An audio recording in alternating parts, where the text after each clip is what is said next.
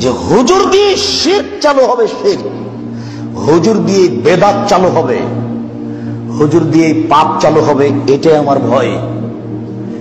হুজুরের ব্যাপারে আল্লাহর নবী যত কঠিন কথা বলেছেন, আর কোন পাপীর ব্যাপারে এত কঠিন কথা বলেছেন তা আমার জানা নেই।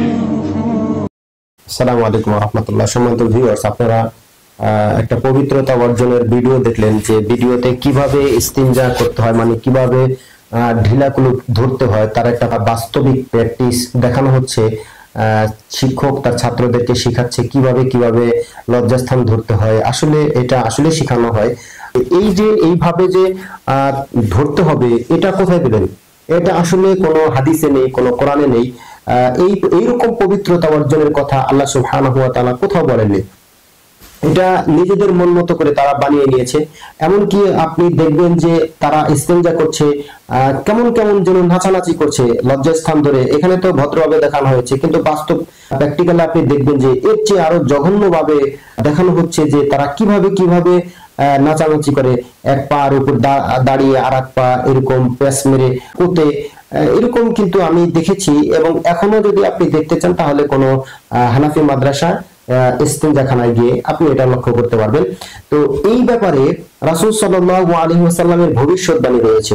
সুনান আবু দাউদের পবিত্রতা অর্জনের অধ্যায় যদি আপনি খোলেন, সেখানে আপনি দেখবেন যে অনুচ্ছেদ নাম্বার যদি বের করেন, 45 নম্বর অনুচ্ছেদ বের করবেন, 96 নম্বর হাদিস।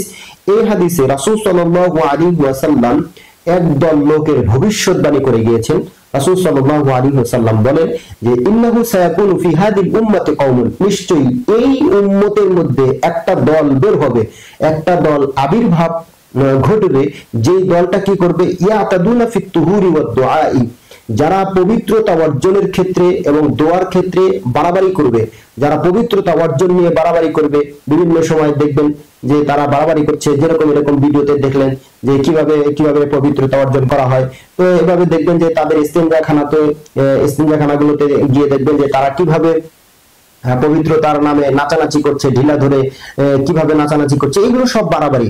রাসূল সাল্লাল্লাহু আলাইহি সাল্লাম এদের ব্যাপারে ভবিষ্যৎবাণী করে গিয়েছেন, ইয়াতাদুনা ফিত তুহুরি ওয়াদ দুআই, তারা পবিত্রতা অর্জনের ক্ষেত্রে বাড়াবাড়ি করবে। পবিত্রতা অর্জনের ক্ষেত্রে বাড়াবাড়ি করা হলো লজ্জাস্থান ধরে 40 কদম হাঁটা, তারপর নাচানাচি করা, কাশি দেওয়া, এরকম খ্যাক খ্যাক করা, এই ধরনের সবগুলো হচ্ছে বাড়াবাড়ি। ইসলামে এর কোনো স্থান নেই, এরা মানুষেরা বানিয়ে নিয়েছে। যে ব্যাপারে রাসূল সাল্লাল্লাহু আলাইহি ওয়াসাল্লাম সুনান আবু দাউদের 96 নম্বর হাদিসে ভবিষ্যৎবাণী করে গিয়েছেন, সেই ভবিষ্যৎবাণীর প্রতিফল আমরা এখন দেখতে পাচ্ছি।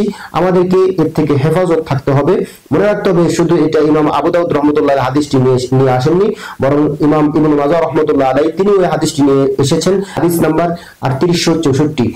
এমনকি এই হাদিসটি ইমাম আহমদ রাহমাতুল্লাহ আলাইহি তিনি ওই হাদিসটি নিয়ে এসেছেন, এবং ইবনে হিব্বান রাহমাতুল্লাহ আলাইহি সহিহ ইবনে হিব্বানে হাদিসটি নিয়ে এসেছেন, হাদিস নাম্বার 170। তো এই যে রাসূল সাল্লাল্লাহু আলাইহি সাল্লামের ভবিষ্যৎবাণী করে গিয়েছেন তারা পবিত্রতা অর্জনের ক্ষেত্রে বাড়াবাড়ি করবে, আমরা কিন্তু স্বচক্ষে দেখতে পাচ্ছি যে তারা অলরেডি বাড়াবাড়ি শুরু করে দিয়েছে। আমাদেরকে অবশ্যই এর থেকে বেঁচে থাকতে হবে, কেননা রাসূল সাল্লাল্লাহু আলাইহি সাল্লাম এদেরকে নিয়ে ভবিষ্যৎবাণী করেছেন, যাতে করে আমরা এদের থেকে বাঁচতে পারি। আল্লাহ সুবহানাহু ওয়া তাআলা আমাদেরকে এই সমস্ত নোংরামি কাজ থেকে, এই সমস্ত অশ্লীল কাজ থেকে, লজ্জাস্থান ধরে মানুষের সামনে, নারী এবং পুরুষের সামনে এভাবে খ্যাক খ্যাক করা, হাঁটা, তারপরে এক পায়ের উপর দাঁড়িয়ে মুসরামুসরি করা, এই সমস্ত অশ্লীল ও জঘন্য কাজ থেকে আমাদেরকে বেঁচে থাকার জন্য তৌফিক দান করুন। আমিন। আসসালামু আলাইকুম ওয়া রাহমাতুল্লাহি ওয়া বারাকাতুহু।